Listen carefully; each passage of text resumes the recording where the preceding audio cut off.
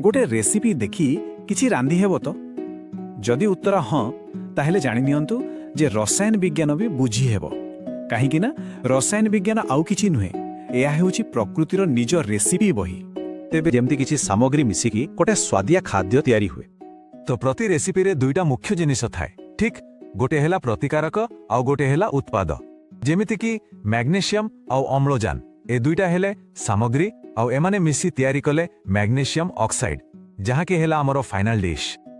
एबे आसंतु देखिबा वैज्ञानिक माने एही रेसिपी को केमिति लेखंती।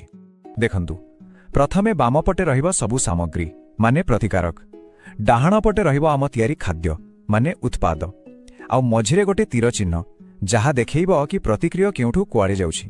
प्रथमे आमे शब्दरे लेखि पारिबा मैग्नेशियम युक्त अम्लजान मिसी तैयारी कला मैग्नेशियम ऑक्साइड। किंतु वैज्ञानिक माने टिके आळसुआ से माने आहुरी छोट करे लेखिबाकू चाहंती तेणु से माने संकेत व्यवहार करंती मैग्नेशियम पाई Mg आ अम्लजान पाई O2 तापरे समीकरण हे गला Mg + O2 = MgO।